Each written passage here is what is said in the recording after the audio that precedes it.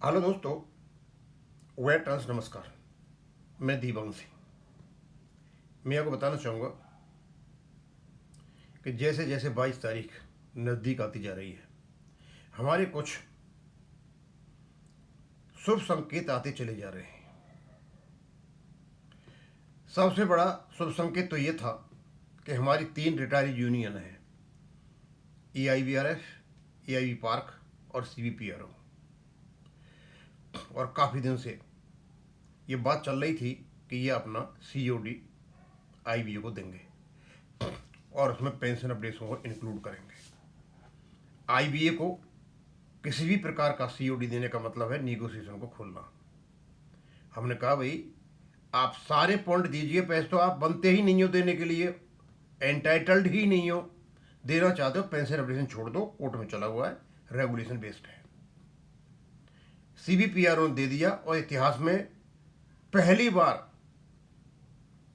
ऐसा मेमोरेंडम या COD देने की बात कही, जिसमें सबसे पहले पॉइंट था pension updation RBI line against regulation. उसके बारे में हमने आपको जानकारी दी। और EIBRF को तो आप जानते ही हो, जैन साहब वेंकटचलम के चरणों में रहते हैं, तो वो तो वही करेंगे जो वेंकटचलम जी कहेंगे। और लगभग ऐसा ही आभास EI पार्क ने दिया था, लेकिन EI पार्क की आंखें खुली और उन्होंने एक इस प्रकार का COD दिया जिसमें कहा गया कि हमारा रेगुलेशन है, आप इसे इम्प्लीमेंट कीजिए। काफ़ी चीज़ें मैंने आपको पहले बता दी थी। और एक परिवर्तन मैंने बताया कि IBA स्टेट नहीं है, लेकिन इसके पब्लिक फंक्शंस जो हैं वो स्टेट की कैटेगरी में आते हैं, इसलिए आर्टिकल 226 के अंतर्गत इसके खिलाफ रिट पिटीशन मेंटेनेबल है। काफ़ी अर्थ निकलते हैं उस चीज़ के। दोस्तों, एक और रिसेंटली डेवलपमेंट हुआ, नोबो और NOBW, National Organisation of Bank Officers and National Organisation of Bank Workers. ये भारतीय मजदूर संघ से रिलेटेड बैंकों के कंस्टिट्यूएंट्स हैं। ये अपने साथ आर्या जी, BMS के आर्या जी को साथ में लेकर के और माननीय श्रीमती सीता रमन जी से मिले और वहाँ इन्होंने रिटायरी जी के कुछ पॉइंट उठाए। पॉइंट तो बहुत उठाए थे, लेकिन हमें रिटायरी से मतलब है। और रिटायरी जो पहला ही इनका पॉइंट था, पेंशन अपडेशन और RBI लाइन। अब ये RBI लाइन पर क्यों मांगा ये तो मैं नहीं कह सकता, क्योंकि RBI लाइन का आपके रेगुलेशन में कोई जिक्र नहीं है।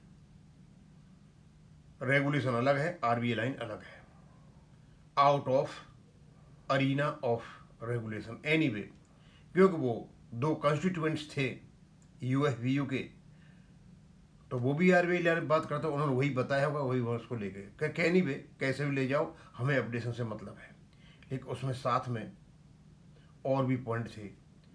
एक तो DA का था, DA नोटलाइजेशन का, और एक्स ग्रेसिया का था। यदि पेंशन अपडेशन होता है तो तीनों मुद्दे एकदम सुलट जाएंगे। एक और इम्पोर्टेंट मुद्दे थे, जो BRS के कुछ व्यक्ति हैं 200-300, उनको पेंशन अपडेशन का विकल्प देना, ये रिजाइनेज के लिए ये भी इम्पोर्टेंट था। और इतने ही पॉइंट उन्होंने उठाए थे, ज़्यादा नहीं उठाए थे, क्योंकि कभी कभी क्या होता है, लेटर जब जाता है लंबे चौड़े भर भर के ले जाते हैं। और उस पर ऑनरेबल फाइनेंस मिनिस्टर ने कहा, अश्योरेंस दिया उनको इस पर हम एक्शन लेंगे। इसका मतलब यदि RBI लाइन की कह करके आए हैं तो ये आउट ऑफ कोर्ट एक प्रक्रिया भी हो सकती है, ऐसा सोच हो सकता है, ऐसा हमारा सोचना है।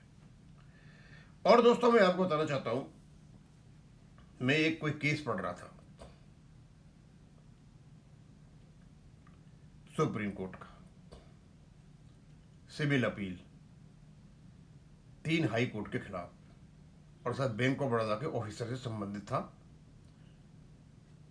ये जो 10 मंथ का एवरेज इमोल्यूमेंट्स कैलकुलेट करते हैं, कंप्यूट करते हैं, उसके संबंध में था। वहां कोर्ट ने कहा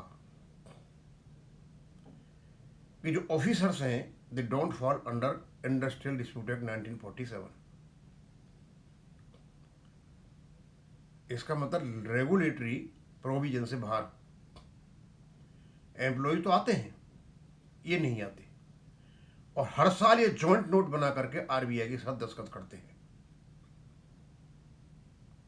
तो फिर ये कौन से रेगुलेशन या एक्ट के अंतर्गत आईबीए के साथ सिग्नेचर करते हैं? क्योंकि जॉइंट नोट में कुछ ऐसी बातें थी, जो रिटायरीज थे उनकी पेंशन कम हो रही थी। कोर्ट में चले गए, कोर्ट ने कहा भाई ये तो आईडीए में भी नहीं आते और इनका ये प्राइवेट मैटर है, लेकिन रेगुलेशन जो कहता है लागू तो वो होगा ना। रेगुलेशन 1995 में जो कुछ लिखा 2D में उसको लागू किया कोर्ट ने। अब मेरे दिमाग में एक बात आई कि भाई जब ये आईडीए में भी नहीं आते, क्योंकि उसमें एम्प्लॉयज वर्कर्स आते हैं, जब आईडीए में नहीं आते तो ये लोग आईबीए से किस हैसियत में बात करते हैं? हाँ, एक्ट 1970 के अंतर्गत तो बात कर सकते हैं, लेकिन 70 के अनुसार तो प्रक्रिया अपनाते ही नहीं है। इसके बारे में बहुत एक वीडियो बनाऊंगा जजमेंट को पढ़ के, क्योंकि ये सवाल तो उठता है कि ऑफिसर्स का जो बेस सेटलमेंट होता है, जॉइंट नोट जो आता है, वो कौन से एक्ट के अंतर्गत होता है। इसका मतलब वो तो कलेक्टिव बार्गेन में भी नहीं आते। अब ये पढ़ने के बाद बताएंगे। हाँ, अब मैं वापस आता हूँ। हमारे कई प्रकार के बैंक पेंशनर्स हैं, वो अपना अपना मत देते रहते हैं। अब गुस्सा तो है, मेरे में भी है, मैं ये नहीं कह सकता किसी में गुस्सा नहीं है। कभी कभी कोई व्यक्ति अपने आउट ऑफ कंट्रोल भी हो जाता है, लेकिन गुस्सा है कि सब कुछ होने के बावजूद भी पेंशन अपडेशन नहीं करना और उसको रोके रखना एक बहुत बड़ी बात है। दोस्तों, ये 3 शुभ संकेत जो हैं कि एआईबी पार का रुख बदलना, आईबीए को स्टेट मानना पब्लिक फंक्शंस के लिए, बीएमएस के आर्य साहब का वित्त मंत्री से जाकर के मिलना, और 22 तारीख को आपकी सुनवाई होने के लिए तैयार है आना, और जो ये माहौल बन गया है, इनकी सारी जितनी थ्योरी है ध्वस्त हो गई है। फंड थ्योरी ध्वस्त, पेंशन रेगुलेशन नहीं है, ध्वस्त है। अब इनको रास्ता नहीं मिल रहा है कहीं, और जो हाई कोर्ट का फैसला था चंडीगढ़ का, जैसा कि एडवोकेट कमल पाटनी जी ने कहा, एब इनिशियो वॉइड, जो फैक्ट जिस प्रकार से रखे उन्होंने, हमने कहा क्लोज 12 को उन्होंने अंडर निगोशिएशन माना 2015 में, जो गलत था। इस प्रकार की विषमताएं, irregularity, inconsistencies bank pension updation में हुई है, जो व्यक्ति कोई सोच नहीं सकता। जबकि पेंशन के बारे में ऑनरेबल सुप्रीम कोर्ट के ऐसे ऐसे वर्डिक्ट हैं, ये चैरिटी नहीं है, ये बाउंटी नहीं है, ये डेफर्ड वेजेज है, पास्ट सर्विस के लिए दी हुई है, आर्टिकल 14 का, आर्टिकल 19 का, 21 का, 31 का आप उल्लंघन नहीं कर सकते हो, लेकिन फिर भी कर रहे हैं। और जो एग्जीक्यूटिव पावर्स हैं वो लेजिस्लेटिव पावर के सामने कुछ भी नहीं है। क्योंकि ये मैं बात कर रहा था अभी बैंक ऑफ बड़ौदा ऑफिसर्स के केस की, उसमें कोर्ट ने माना कि जो एग्जीक्यूटिव इंस्ट्रक्शंस हों या ऑर्डर्स हों, they are subordinate to law, यानी लेजिस्लेटिव के नीचे है, ऊपर नहीं। अब सवाल ये उठता है कि सुप्रीम कोर्ट में क्या फैसला आएगा। माननीय सुप्रीम कोर्ट को अपनी बेइज्जती नहीं कराएगा। उनके सामने सीधा सीधा रेगुलेशन का इंटरप्रेट करना। अब जो ये रेगुलेशन है इसको इंटरप्रेट कई तरीके से किया जाएगा। इसमें इंटरप्रिटेशन के लिए बहुत ज़्यादा चीज़ नहीं है। इसका लिटरल इंटरप्रिटेशन जो शब्द वहां लिखे हुए हैं उन शब्दों का अर्थ निकाल के ही आपको पेंशन ऑपरेशन है। लेकिन सुप्रीम कोर्ट तो उसको लिटरल की जगह लिबरल इंटरप्रिटेशन करता है, यानी शब्दों में नहीं लिखा है लेकिन फिर भी इंटरप्रिटेशन करेगा और सारा कुछ बिगड़ जाता है तो एक हार्मोनियस इंटरप्रिटेशन आता है। माननीय सुप्रीम कोर्ट के सामने बहुत सारे इंटरप्रिटेशन की टेक्निक्स हैं, डॉक्ट्रिन्स हैं, और जब वो इंटरप्रेट करेंगे तो स्वाभाविक सी बात है दो प्रकार के इंटरप्रेट हो सकते हैं।